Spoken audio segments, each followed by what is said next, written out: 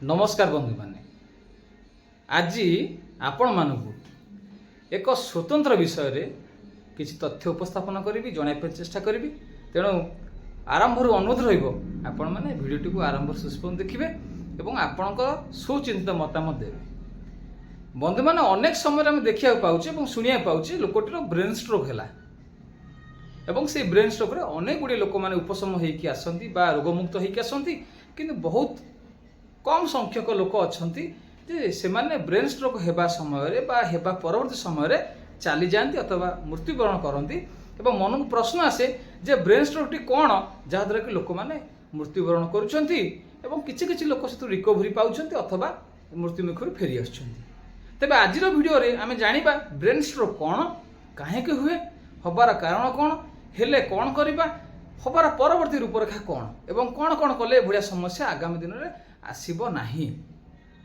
तेणुक आम भिडियोटी को आरंभ संपूर्ण भाव में देखा बुझापी चेष्टा करवा जदि मन किसी प्रश्न आसे धारणा आसे किसी कथा आसे आम कमेंट्स माध्यम जनइले तार समाधान बा उत्तर देवाई चेष्टा करियो। तेबे आसन समय नष्ट करी आरंभ करवा आज भिडियो होउछि ब्रेन स्ट्रोक। ब्रेन स्ट्रोक रो अर्थ हेउछि मस्तिष्कर रक्तघात।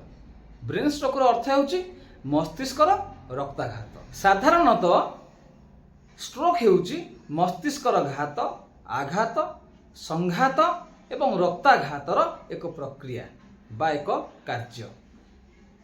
तेबे ब्रेन स्ट्रोक रो अर्थ आमे बुझिले मस्तिष्कर जदि रक्तघात हेउछि जेकोसी कारणरू किंबा जदि हृत्पिंडर भी मध्य हेउछि तेबे एहाकू आमे साधारणतः स्ट्रोक बोली कहिथाउ। एबे आसंतु ए ब्रेन स्ट्रोक रो कारण को आमे बुझिया पई चेष्टा करिबा अथवा जानिया पई चेष्टा करिया।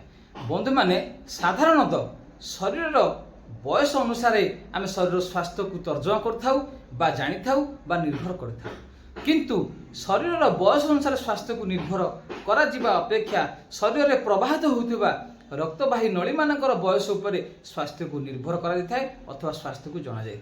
तेबे गोटे शरीर में रक्तवाही नली मानकर बयस उपर निर्भर करथाय से व्यक्ति विशेषर स्वास्थ्य किभଳି भाव रहिबो स्वास्थ्य किभଳି भाव रे अछि। शरीरर हाथ गोड़ एवं मस्तिष्कर विश्राम बंधु मान अच्छी किंतु हृत्पिंड जहाँ को आम हार्ट बोली कहूचे यही हार्टर विश्राम नहीं किंबा यार संचालन करुवा नली मानकर मध्य विश्राम होई न थाए बा से माने आदौ विश्राम कर न थांती। बयस बढ़िबा संगे संगे शरीर बयस हेबा संगे संगे बेक एवं मस्तिष्क प्रभावित होउथिबा रक्तवाही नली संचालन नली गुड़िक मध्य एवं यार चतुर्पार्श्व बा जहाँ आम वाल कहूचे ये वाल रे चर्बी अथवा कोलेस्ट्रोल जमी जाई थाए विभिन्न कौन कारण जेकोसी कारण ये रक्तवाही नली गुड़िक मध्य तार वाल रे बा चतुर्पार्श्व चर्बी जमी जाए थाए। अनेक गुड़े समय ये चर्बी जमी जावा द्वारा रास्ताटी संकीर्ण बा कम क्षुद्रयुक्त होता है जहाद्वारा रक्त संचालन सठिक भाव में हो न थाए जार परिणाम स्वरूप आगामी दिन में स्ट्रोक होबार संभावना को डाकी थाए। किंतु अनेक गुड़े समय ये जो चर्बी जमी थाए से चर्बी गुड़िकर क्षुद्र क्षुद्र कणिका गुड़िक अनेक गुड़ी कारण अनेक स्थल से नलीदेही सूक्ष्मवाही नली मध्य प्रवेश करिथाए जहा जाई से जगार रक्त संचालन व्याघात सृष्टि करिथाए बा रक्त जीवा को देई न थाए जार परिणाम स्वरूप रक्त जीवा प्रक्रिया बंद हेबा द्वारा बा रक्त संचालन प्रक्रिया बंद हेबा द्वारा ब्रेन स्ट्रोक होइथाए बा स्ट्रोक होइथाए बा रक्ताघात होइथाए। एही प्रकार स्ट्रोक को इस्केमिक स्ट्रोक बोली कहा जाय थाए अथवा रक्त संचालन बंद हो जाइथवा स्ट्रोक बोली मध्य यही रोगर निरूपण पाई बा रोगर कारण को बुझिया पाई रोग विषय जानिया पाई आमको ब्रेन स्कान को जदि आमे करिबा अथवा ब्रेन स्कान करा जाए तेबे यार प्रकृत कारण एवं स्थिति को अनुध्यान करि हुए अथवा तेबे आसंत बंधु माने यार चिकित्सा आमे जानिबा। सर्वप्रथमे एभଳି जदि समस्या उपजुची सर्वप्रथमे डाक्तरंकर परामर्श नेबा दरकार एवं रोगी को तत्क्षणात डाक्तर पाखक चिकित्सालय को चिकित्सा केंद्र को नेबा दरकार। जदि आमे यार कारण को बुझिले जे रक्तवाही नली गुड़िक मध्य रक्त संचालन व्याघात होगा रक्त संचालन हो न पारिबा अथवा रक्त प्रवाह बंद होगा द्वारा ये समस्याटी उपजी थाए। तेबे वर्तमान आमे जानिबा रक्त प्रभाव रे व्याघात कहीं सृष्टि है यार प्रथम एवं सर्वोत्तम कारण बंधु मान होउछि रक्त रे चर्बी जमीबा रक्त में कोलेस्ट्रोल जमीबा ट्राइग्लिसराइड जमीबा फैट जमीबा ए सब कारण रक्तवाही नली गुड़िक संकीर्ण होता है अथवा क्षुद्र होता है बा छोट होता है बा यार रास्ता गुड़िक कमी जाए जार परिणाम स्वरूप रक्त संचालन सठिक भाव में हो पार न एवं व्याघात सृष्टि करें। अनेक कारणों से चर्बी गुड़िकर क्षुद्रतम अंश गुड़िक सूक्ष्मवाही नली मध्य को प्रवेश कर रक्त जीवाक संपूर्ण बंद करता है।